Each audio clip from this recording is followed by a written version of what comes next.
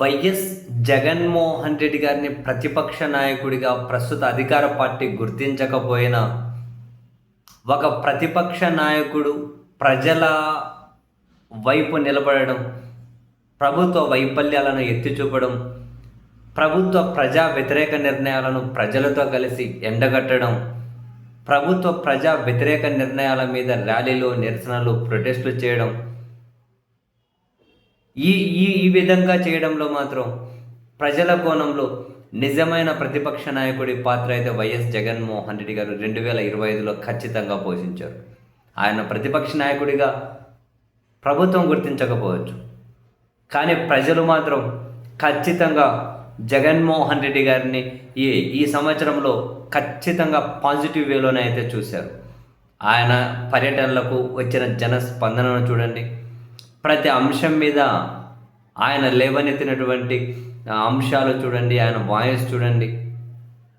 ప్రభుత్వ medical కాలేజీలను PPP అంటూ private భాగస్వామ్యంలోకి తీసుకెళ్ళాలి అని తీసుకున్న సర్కార్ నిర్ణయాన్ని జగన్మోహన్ రెడ్డి గారు పతాక స్థాయిలో వ్యతిరేకించారు. ఇది పేదలకు, దిగువ మధ్య తరగతి ప్రజలకు దక్కాల్సింది. అల్టిమేట్గా అది దక్కే అంతవరకు ఏ స్థాయికైనా మేము సిద్ధమే అని అధికారంలోకి వచ్చిన తర్వాత ఈ స్కామ్లో భాగస్వాములైన వాళ్ళ పరిస్థితి ఎలా ఉంటుందో అని చెప్పి ఆయన వాన్ చేసినప్పుడు చివరికి మెడికల్ కాలేజీలకు బిడ్లు కూడా ఎవరు వేయడానికి రాలేదు. సో ఒక ప్రతిపక్ష నాయకుడు అన్నదానికి ఇంతకు మించిన ఇంకేం ఎలిజిబిలిటీ ఉంటుంది? వాళ్ళు గుర్తించకపోవచ్చు, కానీ ఇంకేం ఎలిజిబిలిటీ ఉంటుంది? ఏ అంశం మీద అయినా మామిడి రైతులు కష్టాల్లో ఉంటే మామిడి రైతుల దగ్గరికి వెళ్ళారు, పొగాకు రైతులు కష్టాల్లో ఉంటే పొగాకు రైతుల దగ్గరికి వెళ్ళారు, మిర్చి రైతులు కష్టాల్లో ఉంటే మిర్చి రైతుల దగ్గరికి వెళ్ళారు, అరటి రైతులు కష్టాల్లో ఉంటే అరటి రైతుల దగ్గరికి వెళ్ళారు, వరి రైతుల కష్టాల్లో ఉంటే వరి రైతుల దగ్గరికి వెళ్ళారు, వాళ్ళ పార్టీ నాయకులు కార్యకర్తలు కష్టాల్లో ఉంటే వాళ్ళ దగ్గరికి వెళ్ళారు, ప్రజలు కష్టాల్లో ఉంటే ప్రజల దగ్గరికి వెళ్ళారు. ప్రభుత్వం శాంతి భద్రతను కంట్రోల్ చేయలేకపోతే దానివల్ల ఎవరైతే బాధితులుగా మిగిలారో బాధిత కుటుంబాలను పరామర్శించారు. వీళ్ళ శాంతి భద్రతల వైఫల్యాన్ని ఢిల్లీ స్థాయిలోనూ ఎండగట్టారు, అక్కడ కూడా ప్రొటెస్ట్ చేశారు. వెరసి ఏ అంశం మీద చూసుకున్నా ప్రభుత్వ ప్రజా వ్యతిరేక విధానాలను ఎండగట్టడంలో ఒక ప్రతిపక్ష నాయకుడిగా వీళ్ళు ఇవ్వకపోవచ్చు, నేను పదే అదే చెబుతూ ఉన్నా. కానీ జగన్మోహన్ రెడ్డి గారు మాత్రం చాలా పర్ఫెక్ట్గా ఎగ్జిక్యూట్ చేశారు. విపరీతమైన జనం. ఈ క్రమంలో జగన్మోహన్ రెడ్డి గారికి జనం రానికుండా, జగన్మోహన్ రెడ్డి గారిని బయటకు వెళ్ళనీయకుండా, జగన్మోహన్ రెడ్డి గారి పర్యటనలు విజయవంతం కాకుండా ఎన్ని ప్రయత్నాలు చేసిందో పాలకపక్షం మనం చూసాం. అండ్ పాలకపక్ష మీడియాను రోజు చూస్తూనే ఉన్నాం. జగన్మోహన్ రెడ్డి గారు ముఖ్యమంత్రిగా ఉండే కంటే కూడా ముఖ్యమంత్రిగా తాను దిగిపోయిన తరువాతనే ఇప్పుడు పాలకపక్ష గ్రూపులు, ఇప్పుడు పాలకపక్ష మీడియా జగన్ గారిని టార్గెట్ చేసింది అంటే తాను ఇంకా ఎంత బలంగా ఉన్నారు అని చెప్పకనే చెప్పే సంకేతాలు ఇవన్నీ కూడా. వీళ్ళు అధికారంలోకి వచ్చిన తర్వాత మేము ఏమేం చేశాము అని చెప్పుకునే దానికంటే కూడా జగన్ క్యారెక్టర్ను ఎంతవరకు అసాసినేట్ చేయగలం, జగన్ మీద ఎంతవరకు బురద జల్లగలం, జగన్ను మనం ఎంతవరకు దూషించగలుగుతాం అనే దాని మీదనే సపరేట్గా వీళ్ళు ఇంటర్నల్గా స్కూళ్ళు పెట్టుకొని ఆ స్కూళ్ళలో స్క్రిప్ట్ రైటర్లను పెట్టుకొని మరి ప్రతిరోజు అదే పని చేసి జగన్ను టార్గెట్ చేస్తూ ఉన్నారు. అంటేనే 2024 ఎన్నికల్లో ఓటమి అనేది జగన్మోహన్ రెడ్డి గారిని, జగన్మోహన్ రెడ్డి గారి పార్టీని కానీ ఏమాత్రము తగ్గించలేదు. వాళ్ళెక్కడా కూడా బలహీనం అవ్వలేదు అనే సంకేతాలు జనంలోకి చాలా బలంగా వెళ్ళాయి. అండ్ జనం కూడా కంపారిజన్ అనేది మొదలెట్టారు. ప్రభుత్వం ఏం చేస్తుంది, వాళ్ళ వ్యవహార శైలి ఎట్లుంది, జగన్మోహన్ గారి ప్రభుత్వ హయాంలో ఎట్లా ఉండేది ఏంటి అన్న ఆ కంపారిజన్ అయితే ఖచ్చితంగా స్టార్ట్ అయింది. అండ్ జగన్మోహన్ రెడ్డి గారి వాయిస్ అయినా, జగన్మోహన్ రెడ్డి గారి పోరాటాలైనా, క్షేత్రస్థాయి పర్యటనలకు వచ్చే స్పందన అయినా జనంలో పూర్తిగా పాజిటివ్ వైబ్స్ని కూడా నింపుతూ వస్తూ ఉంది. సో నెక్స్ట్ ఈ 26వ సంవత్సరమైనా ఇంకా రాబోయే ప్రతి సంవత్సరం జగన్మోహన్ రెడ్డి గారు మరింతగా జనంలోకి రాబోతున్నారు కాబట్టి, జగన్మోహన్ రెడ్డి గారు నిత్యం జనంలోనే ఉండబోతున్నారు కాబట్టి ఇప్పటి వరకు తాను పోషించిన ప్రతిపక్ష నాయకుడి పాత్ర కంటే మరింత బలమైన పాత్రనైతే ఆయన ఖచ్చితంగా పోషించబోతూ ఉన్నారు. అధికార పార్టీ నిర్ణయాలను మరింత బలంగా ఎండగట్టబోతూ ఉన్నారు.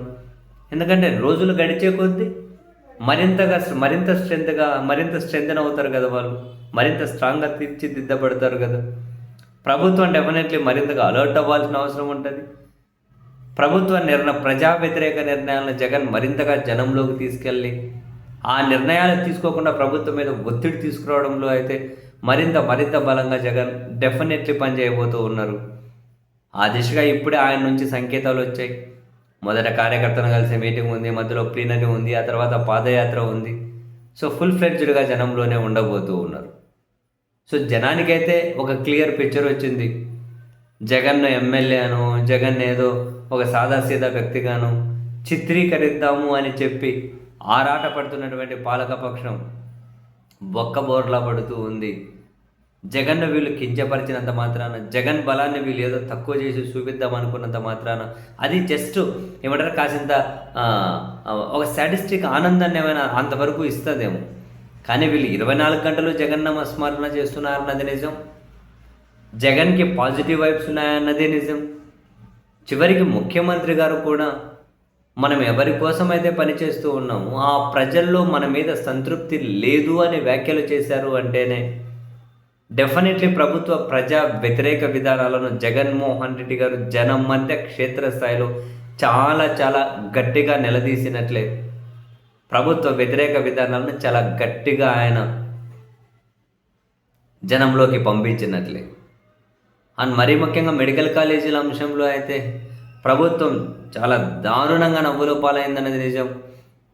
ఆ అంశం మీద మాట్లాడిన మంత్రులు మరి రకరకాలుగా మరింత నవ్వుల పాలను పెంచారే కానీ ఎక్కడే కూడా వీళ్ళు చెబుతున్నది మాట్లాడుతున్నది అర్థవంతమైనది లేకపోతే నమ్మదగ్గంగా ఉంది అని చెప్పి ఎక్కడ అనిపించలేదు.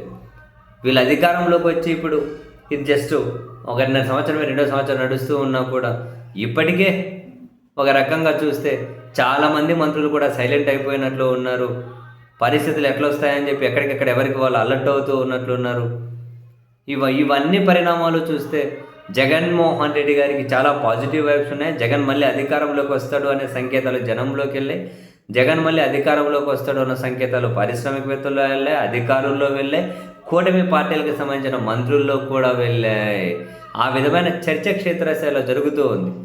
మరి ఈ వైబ్స్ని మళ్ళీ జగన్మోహన్ రెడ్డి గారు పెంచుకుంటూ ఎంతవరకు ముందుకెళ్తారు, లేదా ప్రభుత్వం ఇప్పటి వరకు చేసిన తప్పులను సరిదిద్దుకొని మళ్ళీ ఇటువంటి తప్పులు పునరావృతం చేయకుండా వాళ్ళు పాలన మీద మాత్రం దృష్టి పెట్టి ఎంత సమర్థవంతంగా ముందుకు వెళ్ళగలుగుతారు, ఇప్పటి వరకు వచ్చినటువంటి నెగిటివ్ని తగ్గించుకోగలుగుతారా లేదా మరింతగా పెంచుకోగలుగుతారా, నెగిటివ్ని మరింతగా పెంచుకొని జగన్మోహన్ రెడ్డి గారి చేతులకు మరిన్ని అస్త్రాలు ఇస్తారా, ఈ రాబోయే సంవత్సరం చూడాలి.